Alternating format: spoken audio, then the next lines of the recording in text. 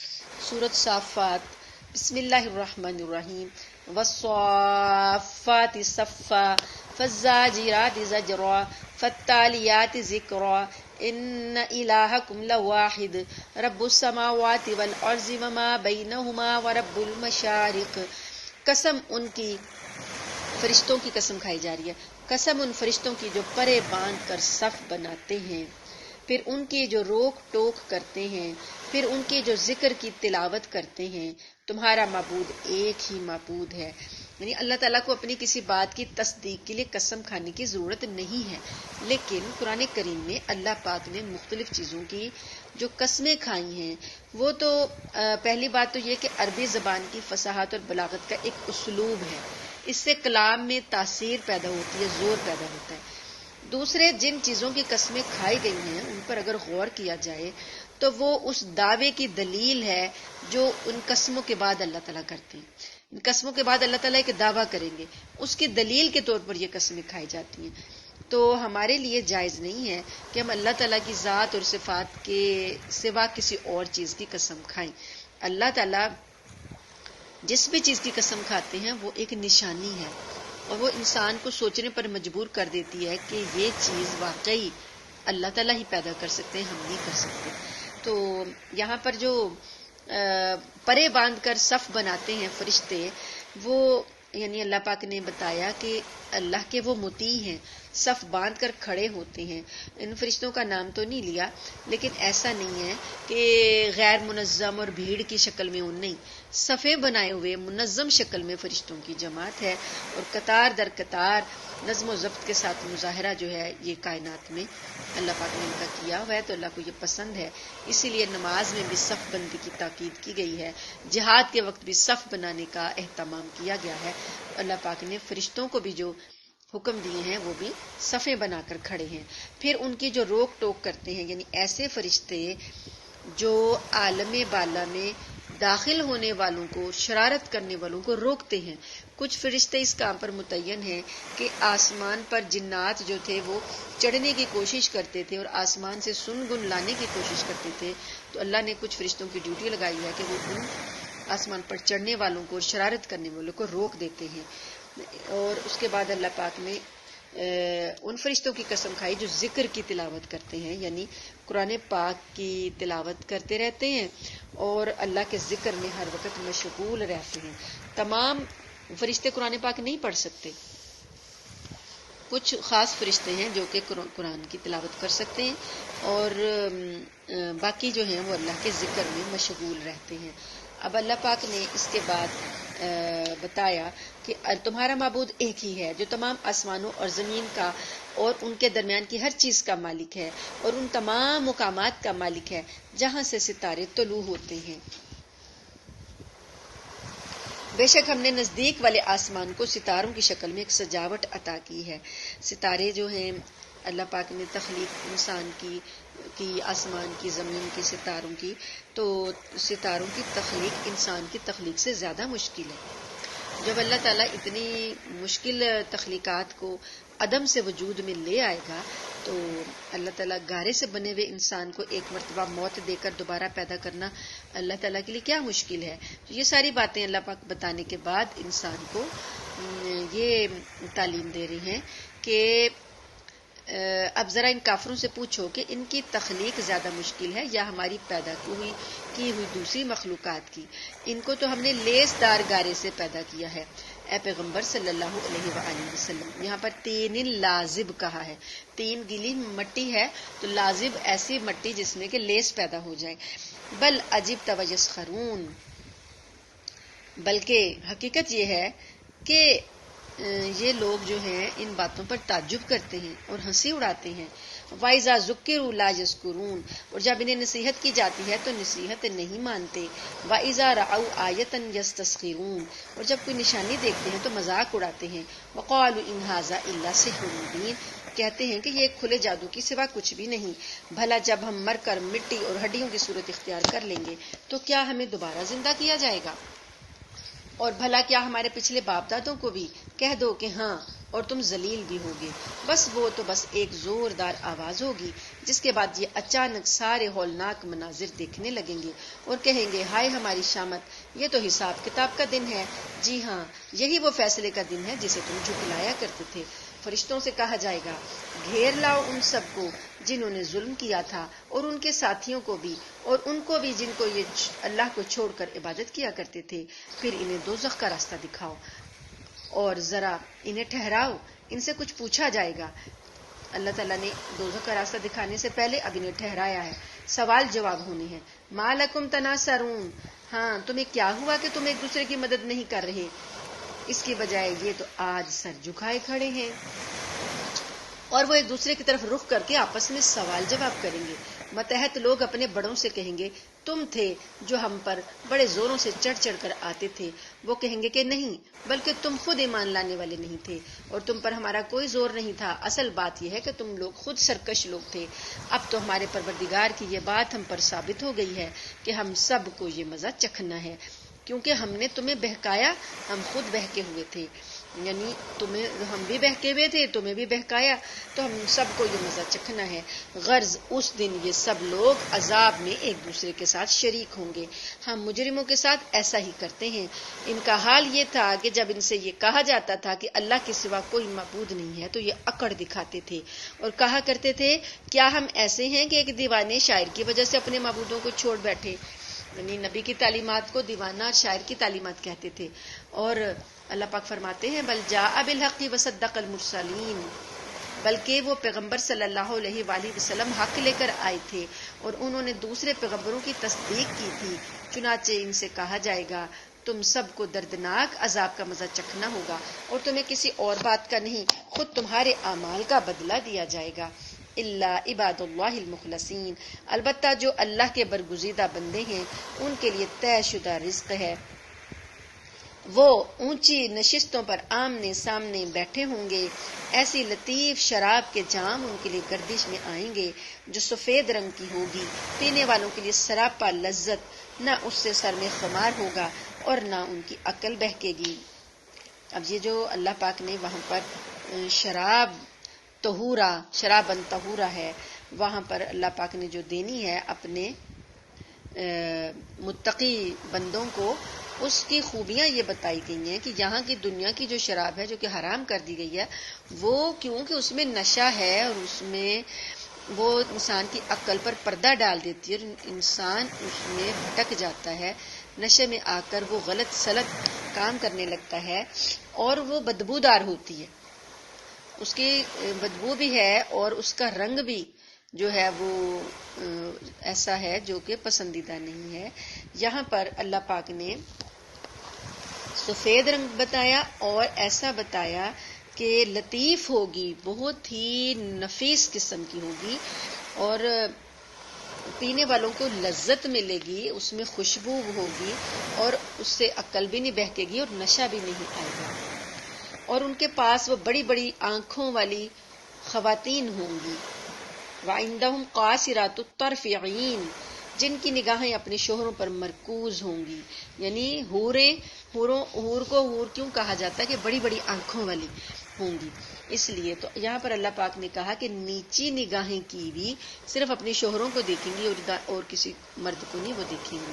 اور وہ ہوں گی کہ کأنہن بیض مکنون, ان کا بے داغ وجود ایسا لگے گا جیسے وہ گرد و غبار سے چھپا کر رکھے ہوئے انڈے ہوں.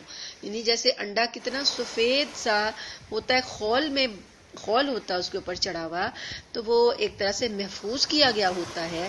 اللہ پاک فرماتے ہیں کہ یہ حوریں اتنی حسین ہوں گی کہ ایسے ہوگا کہ جیسے انہیں چھپا کر رکھا گیا ہے اور گرد و غبار بھی ان پر نہ پڑے, اس سے بھی انہیں چھپا کر رکھا گیا ہے. فَأَقْبَلَ بَعْضُهُمْ عَلَى بَعْضٍ يَتَسَاءَلُونَ, پھر جنتی لوگ ایک دوسرے کی طرف متوجہ ہو کر آپس میں سوالات کریں گے. جیسے پچھلی آیات میں بتایا نا کہ دوزخی لوگ ایک دوسرے سے متوجہ ہو کر ایک دوسرے سے سوالات کریں گے, اسی طرح جنتی بھی جب جنت میں چلے جائیں گے, اپنے اچھے انجام سب میں خوش ہو جائیں گے, تو پھر ایک دوسرے سے متوجہ ہو کر سوال کریں گے، کہیں گے قال قائل منہم انی کان لی قرین، کہے گا ایک کہنے والا کہ میرا ایک ساتھی تھا جو مجھ سے کہا کرتا تھا کہ کیا تم واقعی ان لوگوں میں سے ہو جو آخرت کی زندگی کو سچ مانتے ہیں؟ کیا جب ہم مر جائیں گے یا مٹی اور ہڈیوں میں تبدیل ہو جائیں گے تو کیا واقعی ہمیں اپنے کاموں کا بدلہ دیا جائے گا؟ یعنی کوئی دنیا میں ساتھی ہوگا نا جو ان کا مذاق اڑاتا تھا ایمان والوں کا اور کہتا تھا کہ تم یہ باتیں مانتے ہو، کیا واقعی مرو گے؟ کیا واقعی تمہارا حساب ہوگا؟ کیا واقعی تمہیں دوبارہ زندہ کیا جائے گا؟ تو وہ جو دوسرا جنتی جس سے یہ بات کر رہا ہوگا وہ کہے گا قال هل انتم مطلعون، کیا تم میرے اس ساتھی کو جھانک کر دیکھنا چاہتے ہو؟ فاطلع فرآہ فی سواء الجحیم، پھر وہ خود دوزخ میں جھانک کر دیکھے گا تو وہ اسے دوزخ کے بیچوں بیچ نظر آئے گا۔ وہ جنتی اس سے کہے گا اللہ کی قسم تم تو مجھے بالکل ہی برباد کرنے لگے تھے اگر میرے پروردگار کا فضل شامل حال نہ ہوتا، اور لوگوں کے ساتھ مجھے بھی دھر لیا جاتا۔ یعنی اللہ کا فضل ہے کہ اللہ نے ہمیں ایمان دے دیا، ورنہ تو ہمارا انجام بھی ایسا ہی ہوتا کہ دوزخ میں ڈال دیا جاتا۔ پھر وہ خوشی کے عالم میں اپنے جنتی ساتھیوں سے کہے گا اچھا تو کیا اب ہمیں موت نہیں آئے گی سوائے اس موت کے جو ہمیں پہلے آ چکی، اور ہمیں عذاب بھی نہیں ہوگا؟ اب جنتی خوش ہو رہے ہیں کہ اب ہمیں دوبارہ کبھی موت نہیں آئے گی، ہمیں کبھی عذاب نہیں ہوگا۔ حقیقت یہ ہے کہ زبردست کامیابی یہی ہے۔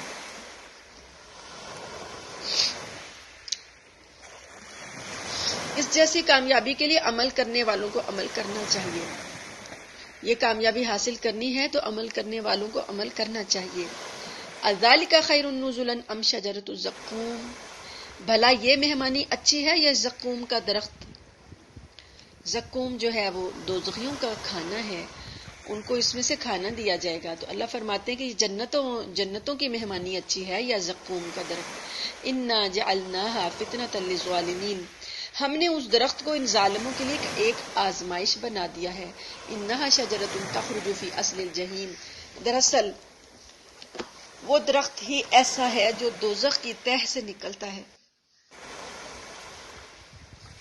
اس کا خوشہ ایسا ہے کأنہ رؤوس الشیاطین، اس کا خوشہ ایسا ہے جیسے شیطانوں کے سر، یعنی جیسے شیطان کا سر جیسے ناگ کا پھن ہوتا ہے اس طرح کا اس کا خوشہ ہے۔ اللہ فرماتے ہیں کہ چنانچہ دوزخی لوگ اسی میں سے خوراک حاصل کریں گے اور اسی سے پیٹ بھریں گے، پھر انہیں اس کے اوپر سے کھولتے ہوئے پانی کا آمیزہ ملے گا۔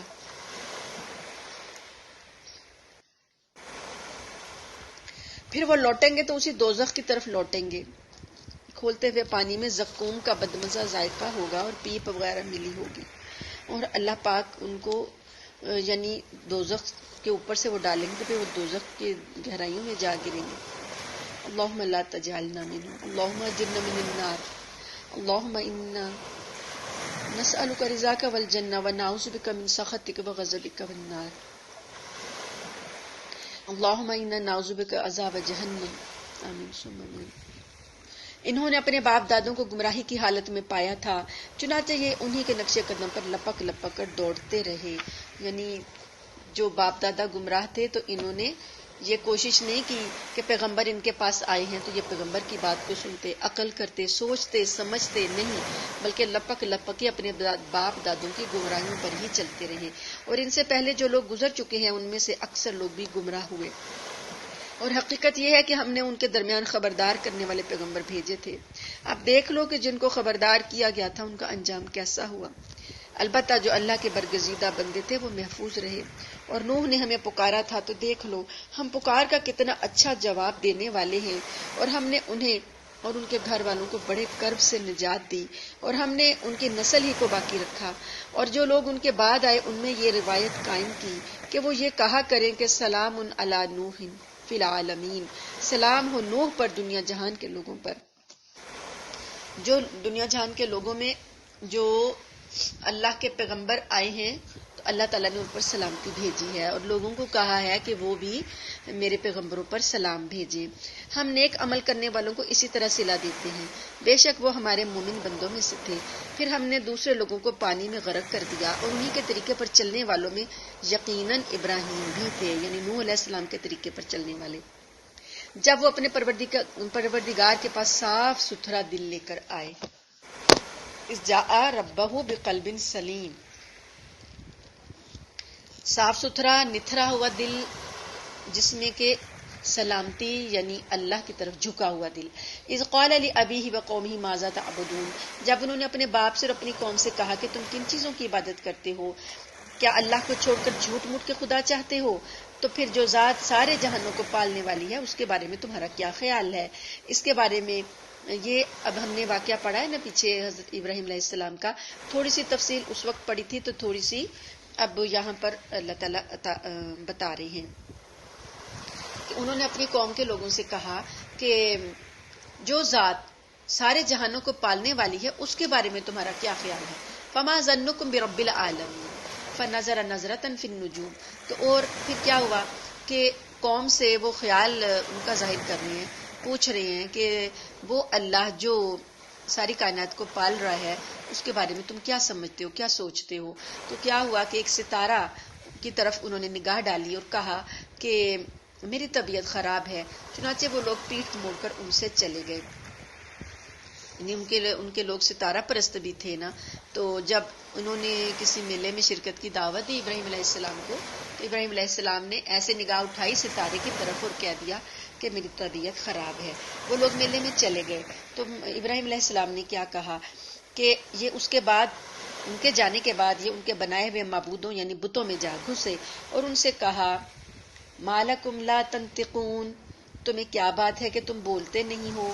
الا تاکلون، یہ اتنا کھانا جو تمہارے پاس پڑا یہ تم کھاتے نہیں ہو؟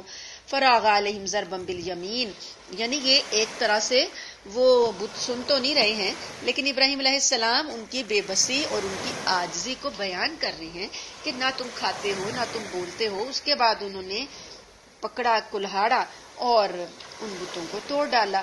فاقبلوا الیہ یزفون، اور اس کے بعد یہ لوگ آئے، ان کی قوم کے لوگ ان کے پاس دوڑے ہوئے آئے اور انہوں نے کہا ان کے پاس دوڑے ہوئے آئے.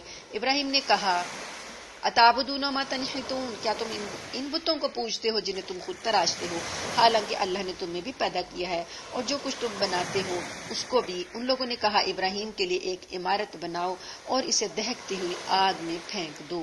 یعنی اور تو ان کے پاس کوئی دلیل نہیں آئی، کوئی جواب انہیں نہیں سوجا، حالانکہ انہیں پتا تھا کہ ابراہیم کی بات جو ہے سچی ہے اور ان کے پاس کوئی جواب نہیں تھا، لیکن ان کو اور کچھ نہیں سوجا اور انہوں نے کہا کہ آگ میں جلا دو ابراہیم کو. فارادوا به کیدا فجعلناهم الاسفلین، اس طرح انہوں نے ابراہیم کے خلاف ایک برا منصوبہ بنانا چاہا لیکن ہم نے انہیں نیچا دکھا دیا، ان کے منصوبے کو نیچا دکھا دیا.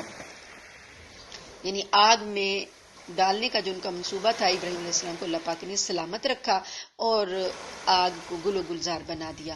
وقال انی ذاہب الی ربی سیہدین، ابراہیم علیہ السلام نے کہا میں اپنے رب کے پاس جا رہا ہوں، وہی میری رہنمائی فرمائے گا. تو ابراہیم علیہ السلام کو جب آگ میں ڈالنے کی تیاریاں ہو رہی تھیں تو گھبرائے نہیں، وہ خندہ پیشانی سے اس آزمائش سے گزرنے کے لیے تیار ہو گئے. اور ان لوگوں نے جو آگ دہکائی تھی وہ کوئی معمولی آگ نہیں تھی.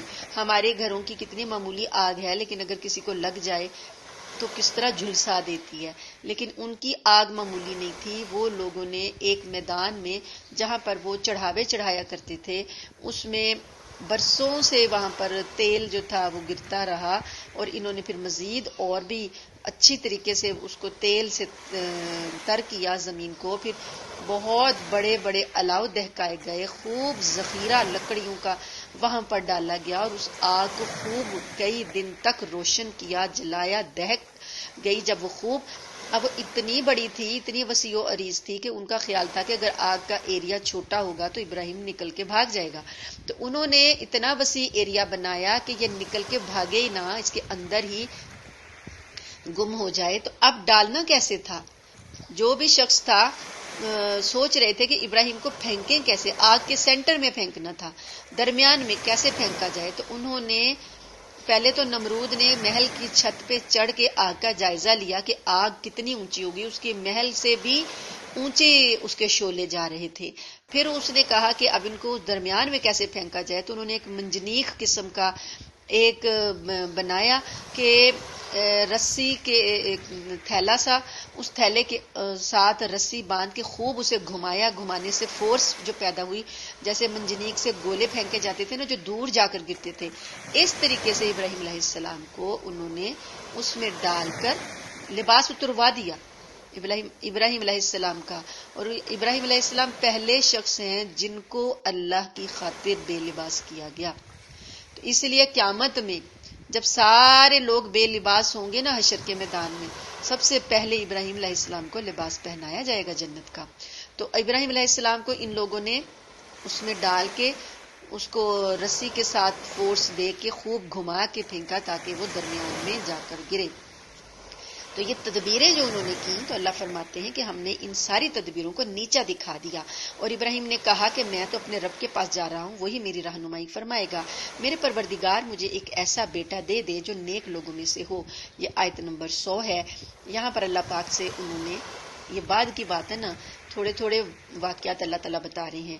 تو جب یہاں سے آگ کو اللہ پاک نے کہا یا نارو کونی بردم والسلام علی ابراہیم، اللہ پاک نے آگ کو حکم دیا کہ اے آگ میرے ابراہیم کے لیے ٹھنڈی ہو جا اور سلامتی والی بن جا. یعنی اتنی بھی ٹھنڈی نہ ہو کہ ابراہیم کو سردی لگے. اللہ پاک نے ان کو سلامتی والی بنایا. اور وہیں پر آگ کے اندر ہی اللہ پاک نے جنت سے لباس بھیجا تھا، وہ خلت جو جنت سے پیرہن بھیجا جو اللہ پاک نے وہاں پہنایا ابراہیم علیہ السلام کو. اور وہی پیرہن جو تھا وہ نبوت کا پیرہن نبوت تھا جو ابراہیم علیہ السلام کے بیٹے اسحاق کو ملا، پھر اسحاق علیہ السلام سے یعقوب کو ملا، یعقوب علیہ السلام سے حضرت یوسف علیہ السلام کے پاس آیا. وہی پیرہن تھا جس سے حضرت یعقوب علیہ السلام کو بنائی اللہ پاک نے عطا کی. تو یہ جنتی لباس تھا. اس کے بعد جب وہاں سے ہجرت ہو گئی، پھر اللہ نے کہا، ان لوگوں نے کہا کہ یہ تو زندہ سلامت بچ گیا. 40 دن رہے آگ میں، 40 دن تک آگ جلتی رہی. اور وہ باہر اوپر سے نظارہ کر رہا تھا، نمرود بھی، اور اس کی ایک بیٹی تھی، وہ دیکھ رہی تھی کہ ابراہیم علیہ السلام تو اندر کھیل رہے ہیں، پھول ہیں ارد گرد کھلے ہوئے. تو وہ ایمان لے آئی تھی. تو اس کے بعد جب انہوں نے دیکھا کہ ان کی تدبیریں ناکام ہو گئیں، آگ بجھ گئی، ابراہیم علیہ السلام تو صحیح سلامت ہیں، تو انہوں نے کہا کہ انہیں اپنے شہر سے نکال دو. وہاں سے نکالا گیا تو یہ شام کی طرف ہجرت کر گئے. وہاں پر اللہ پاک نے حضرت اسماعیل علیہ السلام ان کو عطا کیے. اور اللہ پاک نے بتایا کہ ہم نے انہیں ایک بردبار لڑکے کی خوشخبری دی. تو پھر جب وہ لڑکا ابراہیم کے ساتھ چلنے پھرنے کے قابل ہو گیا، یعنی اسماعیل علیہ السلام عطا کیے. جب وہ اتنی عمر کو پہنچے کہ بچہ جو ہے چلتا پھرتا دوڑتا بھاگتا ہے، تو انہوں نے کہا بیٹے میں خواب میں دیکھتا ہوں کہ تمہیں ذبح کر رہا ہوں، اب سوچ کر بتاؤ کہ تمہاری کیا رائے ہے. بیٹے نے کہا ابا جان آپ وہی کیجئے جس کا آپ کو حکم دیا جا رہا ہے، انشاءاللہ آپ مجھے صبر کرنے والوں میں سے پائیں گے.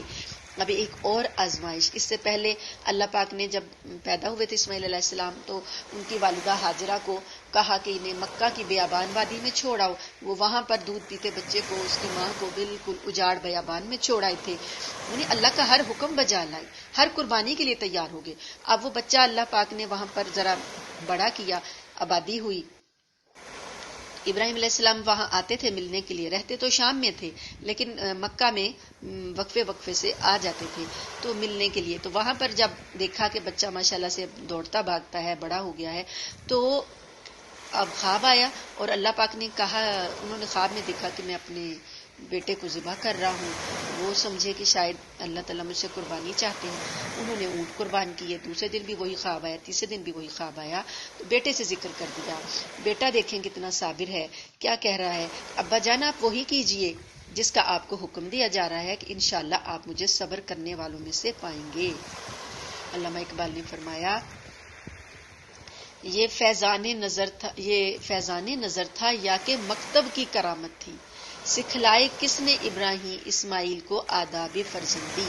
تو ایسا فرزند، ایسا فرمانبردار بیٹا اسے کسی مکتب نے پڑھایا تھا کسی اسکول یا کالج یا یونیورسٹی کا ڈگری یافتہ تھا، نہیں، فیضان نظر تھا، پیغمبر کی تربیت تھی، اللہ کا فضل تھا، اور یہ اللہ کی نظر ہوتی ہے جس پر ہوتی ہے۔ فلما اسلم وتلہ للجبین، چنانچہ وہ عجیب منظر تھا جب دونوں نے سر جھکا دیا، باپ نے بھی بیٹے نے بھی۔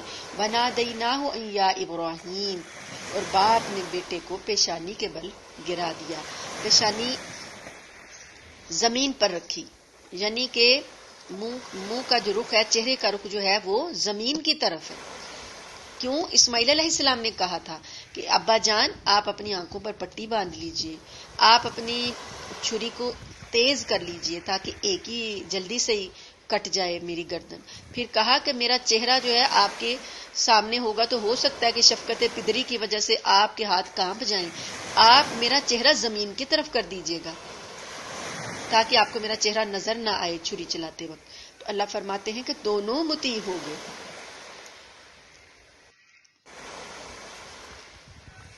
ہم نے آواز دی، ونادیناہ ان یا ابراہیم۔ جب اللہ نے یہ منظر دیکھا کہ دونوں نے اپنا سر جھکا دیا، باپ اپنے بیٹے کے لیے، بیٹے کو میری راہ میں قربان کرنے کے لیے راضی ہے اور بیٹا قربان ہونے کے لیے راضی ہے اور عمل پریکٹس بھی کر رہی ہیں، لیکن اللہ نے وہیں پر یہ قربانی قبول فرما لی۔ بس اللہ دیکھنا چاہتے تھے کہ میری محبت میں یہ کس حد تک آگے ہیں، کون کون سی محبت میری خاطر یہ چھوڑ دیں گے، بیٹے کی محبت بھی چھوڑ دیں گے اور میری محبت میں آگے نکل جائیں گے۔ بس یہی اللہ پاک نے دیکھنا تھا۔ تو اللہ پاک نے آواز دی، اے ابراہیم قد صدقت الرؤیا، آپ نے تو خواب سچ کر دکھایا، انا کذالک نجزی المحسنین، یقیناً ہم نیکی کرنے والوں کو اسی طرح صلہ دیتے ہیں۔ ان ھذا لہو البلاء المبین، یہ یقیناً یہ کھلا ہوا امتحان تھا۔ اللہ تعالیٰ فرما رہے ہیں کہ کوئی چھوٹی بات نہیں تھی، بہت بڑی آزمائش تھی۔ وفدیناہ بذبح عظیم، اور ہم نے ایک عظیم ذبیحے کا فدیہ دے کر اس بچے کو بچا لیا۔ اللہ پاک نے جنت سے مینڈا بھیج دیا اور اللہ پاک نے فدیہ بھیجا اسماعیل علیہ السلام کا کہ اس کے فدیے میں یہ قربان کر دو۔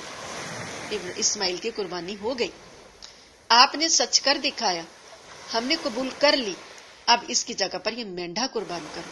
تو یہ اللہ نے ان کے اسماعیل علیہ السلام کو تا قیامت یہ سنت زندہ کر دی۔ اسماعیل علیہ السلام کی قربانی اتنی پسند آئی اللہ پاک کو، قیامت تک کے لیے اللہ پاک نے اس سنت کو زندہ کر دیا کہ سب لوگ ان کی سنت میں اللہ کی راہ میں جانور قربان کریں عید الاضحیٰ کے موقع پر۔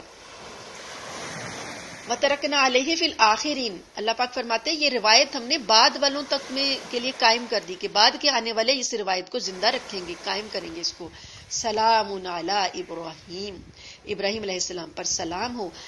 کذالک نجزی المحسنین، ہم نیکی کرنے والوں کو ایسا ہی اجر دیتے ہیں۔ اب دیکھیے کہ ابراہیم علیہ السلام کی سنتیں ساری جو ہیں اللہ کو پسند آئی ہیں، جو اللہ پاک نے امت مسلمہ میں زندہ کر دی ہیں۔ ہم کسی بھی نبی کی سنت پر عمل نہیں کرتے۔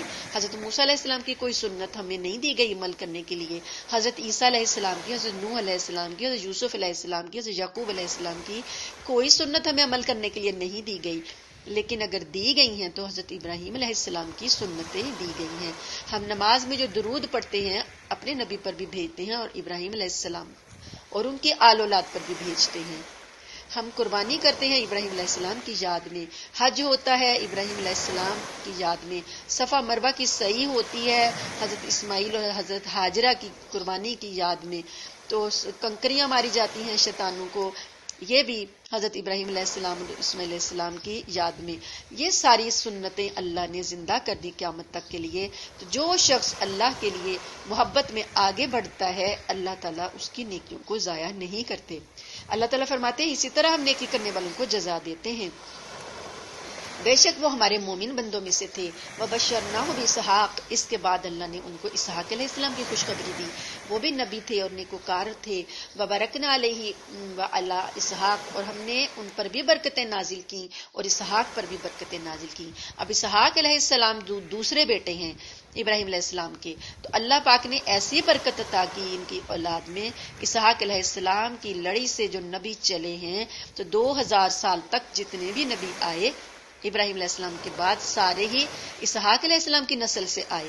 آخری نبی حضرت عیسیٰ علیہ السلام ہیں حضرت اسحاق کی نسل سے. تو یہ سارا سلسلہ اسی نسل میں اللہ نے رکھ دیا، برکتیں رکھ دی. اس کے بعد 600 سال تک کوئی نبی نہیں آیا. حضرت عیسیٰ علیہ السلام کے بعد 600 سال تک نبی کریم صلی اللہ علیہ وسلم کے آنے تک 600 سال کا وقفہ ہے. اس عرصے میں کوئی نبی نہیں آیا. اب یہ آخری نبی جو آئے ہیں حضرت عیسیٰ کے بعد، یہ آئے ہیں حضرت اسماعیل علیہ السلام کی اولاد سے. یہ بھی ابراہیم علیہ السلام کے بیٹے ہیں. تو گویا نبوت جو ہے اللہ نے ابراہیم علیہ السلام کی اولاد میں رکھ دی، اس کے باہر نہیں گئی. اللہ نے فرمایا کہ وَمِن ذُرِّيَّتِهِمَا مُحْسِنٌ وَظَالِمٌ لِنَفْسِهِ مُبِينٌ. ان کی اولادوں میں سے، یعنی ان نبیوں کی اولادوں میں سے، اسحاق علیہ السلام کی اولادوں میں سے کچھ لوگ جو تھے بہت نیک عمل کرنے والے تھے، اور کچھ لوگ کھلم کھلا ظلم کرنے والے بھی تھے. یعنی بنی اسرائیل میں جتنے بھی نبی آئے ہیں ان میں سارے کے سارے نبیوں کی اولادیں جو ہیں نیک تو نہیں تھیں، کچھ ظلم کرنے والی بھی تھیں اور کچھ اچھی بھی تھیں. وَلَقَدْ مَنَنَّا عَلَىٰ مُوسَىٰ وَهَارُونَ. اور بے شک ہم نے موسیٰ اور ہارون پر بھی احسان کیا، اور ہم نے انہیں اور ان کی قوم کو ایک بڑے کرب سے نجات دی، اور ہم نے ان کی مدد کی جس کے نتیجے میں وہی غالب رہے. اور ہم نے ان دونوں کو ایسی کتاب عطا کی جو بالکل واضح تھی، اور ان دونوں کو سیدھے راستے کی ہدایت دی. اور جو لوگ ان کے بعد آئے ان میں یہ روایت قائم کی کہ وہ یہ کہا کریں کہ سلام ہو موسیٰ اور ہارون پر. یعنی پیغمبروں پر سلامتی بھیجنے کی روایت اللہ نے قائم کی. یقیناً ہم نیکی کرنے والوں کو اسی طرح صلہ دیتے ہیں. بے شک ہم وہ دونوں یعنی موسیٰ علیہ السلام اور ہارون علیہ السلام دونوں ہمارے مومن بندوں میں سے تھے، اور الیاس بھی ہمارے پیغمبروں میں سے تھے. جب انہوں نے اپنی قوم سے کہا تھا کیا تم لوگ اللہ سے ڈرتے نہیں ہو. حضرت الیاس علیہ السلام کے بارے میں قرآن کریم نے زیادہ تفصیلات نہیں بتائیں. تاریخی اور اسرائیلی روایتوں سے معلوم ہوتا ہے کہ حضرت سلیمان علیہ السلام کے بعد جب بنی اسرائیل میں کفر اور شرک کی وبائیں پھوٹی تو اس وقت ان کو پیغمبر بنا کر بھیجا گیا تھا. اور حضرت الیاس علیہ السلام نے ان لوگوں نے جو جس زمانے میں یہ آئے تھے اس زمانے میں ان کے ہاں ایک بال نامی بت تھا، اس کی انہوں نے پرستش شروع کر دی تھی. تو حضرت الیاس علیہ السلام نے انہیں اس بت پرستی سے روکا تھا، معجزے بھی دکھائے تھے. لیکن نافرمان قوم نے ہدایت ماننے کی بجائے حضرت الیاس علیہ السلام کو قتل کرنے کا منصوبہ بنایا. اللہ تعالیٰ نے ان کے منصوبے کو ناکام بنا کر خود انہی پر بلائیں مسلط فرما دی اور حضرت الیاس علیہ السلام کو اپنے پاس بلا لیا. اسرائیلی روایتوں میں یہ بھی آتا ہے کہ انہیں آسمان پر زندہ اٹھا لیا گیا تھا، لیکن ہماری ہاں کسی مستند روایت میں یہ بات نہیں ملتی. انہوں نے لوگوں سے کہا تھا اتدون بعلا وتذرون احسن الخالقین، کیا تم بعل نامی بت کو پوجتے ہو اور اس کو چھوڑ دیتے ہو جو سب سے بہتر تخلیق کرنے والا ہے، اور اس اللہ کو جو تمہارا بھی پروردگار ہے اور تمہارے باپ دادوں کا بھی جو پہلے گزر چکے تھے. پھر ہوا یہ کہ انہوں نے الیاس کو جھٹلایا اور اس لیے وہ ضرور عذاب میں دھر لیے جائیں گے. البتہ اللہ کے برگزیدہ بندے محفوظ رہیں گے. اور جو لوگ ان کے بعد آئے ان میں ہم نے یہ روایت قائم کی کہ وہ یہ کہا کریں سلام ہو الیاسین پر. یقیناً ہم نیکی کرنے والوں کو اسی طرح صلہ دیتے ہیں. بے شک وہ ہمارے مومن بندوں میں سے تھے، اور یقیناً لوط بھی پیغمبروں میں سے تھے جب ہم نے ان کو اور ان کے سارے گھر والوں کو عذاب سے نجات دی تھی، سوائے ایک بڑھیا کے جو پیچھے رہ جانے والوں میں شامل رہی، ان کی بیوی تھی. ثم دمرنا الآخرین، پھر ہم نے دوسرے لوگوں کو ملیا میٹ کر دیا. اور اے مکہ والو، تم ان کی بستیوں پر سے گزرا کرتے ہو، کبھی صبح ہوتے اور کبھی رات کے وقت، کیا پھر بھی تمہیں عقل نہیں آتی؟ اور یقیناً یونس بھی پیغمبروں میں سے تھے. جب وہ بھاگ کر بھری ہوئی کشتی میں پہنچے پھر وہ قرہ اندازی میں شریک ہوئے اور قرے میں مغلوب ہوئے. پھر مچھلی نے انہیں نگل لیا جبکہ وہ اپنے آپ کو ملامت کر رہے تھے.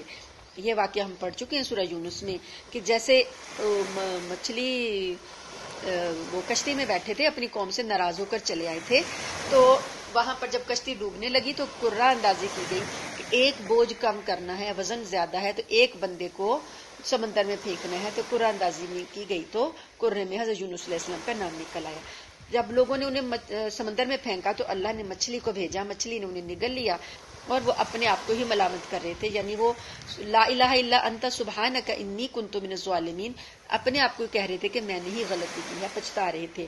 پھر اللہ پاک فرماتے ہیں کہ فلولا انہ کان من المسبحین، اگر وہ تسبیح کرنے والوں میں نہ ہوتے، للبث فی بطنہ الی یوم یبعثون، تو وہ قیامت دن کے دن تک مچھلی کے پیٹ میں ہی رہتے۔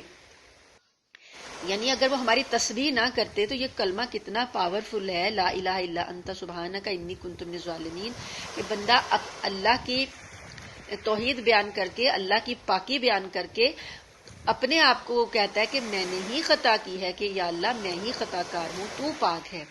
تو جب وہ یہ تسبیح بیان کرتا ہے، اللہ کی پاکی بیان کرتا ہے، تو اللہ پاک اس کو کتنی بڑی غم سے نجات دیتے ہیں۔ تو اللہ کو یہ اتنا پسند آیا، اللہ پاک نے فرمایا کہ اگر وہ یہ تسبیح نہ پڑھتے تو قیامت تک مچھلی کے پیٹ میں رہتے۔ پھر ہم نے ان کو ایسی حالت میں کھلے میدان میں لا کر ڈال دیا کہ وہ بیمار تھے۔ جب مچھلی انہوں نے اگل دیا تو ان کی یہ حالت تھی کہ وہ جیسے بالکل بیمار ہو چکے تھے، کہ وہ کوئی حرکت بھی نہیں کر سکتے تھے، نہایت کمزور ہو چکے تھے، ان کے جسم پر بال نہیں رہے تھے، اور کھال جو تھی ان کی گل گئی تھی، کہ مکھی بھی اگر بیٹھی تو انہیں تکلیف ہوتی تھی۔ تو اللہ پاک نے ان کے اوپر مچھلی کو حکم دیا کہ انہیں کھلے میدان میں ڈال دو، اس نے ریت پر ان کو ڈال دیا۔ پھر اللہ نے ان کے اوپر ایک درخت سا اگا دیا۔ روایت میں آتا ہے کہ کدو کا جیسے بیل ہوتی ہے، اس کی یہ خاصیت ہے کہ اس پر مکھی نہیں بیٹھتی، تو وہ چوڑے چوڑے پتے ہوتے ہیں۔ اس نے حضرت یونس علیہ السلام کو سایہ دیا، اور اس کے پھل کو اللہ پاک نے ان کے لیے علاج بنایا۔ تو ایک بکری بھی وہاں پر اللہ پاک نے بھیج دی، جس کا آپ دودھ پیتے رہے یہاں تک کہ آپ تندرست ہو گئے۔ اور بکری جو تھی ایسی اللہ نے مقرر کی کہ وہ خود آ کر، یہ تو ہل بھی نہیں سکتے تھے، تو اللہ پاک نے وہ بکری خود آ کر اپنے تھن ان کے منہ کے ساتھ لگا دیتی تھی۔ تو اللہ پاک نے اس طرح ان کو صحت دی، اور اللہ نے فرمایا کہ ہم نے وَأَرْسَلْنَاهُ إِلَى مِئَةِ أَلْفٍ أَوْ يَزِيدُونَ، اور ہم نے انہیں 1,00,000 بلکہ اس سے بھی زیادہ لوگوں کے پاس پیغمبر بنا کر بھیجا تھا۔ یعنی جس آبادی میں یہ آئے ہیں اس کی تعداد 1,00,000 سے بھی زیادہ تھی۔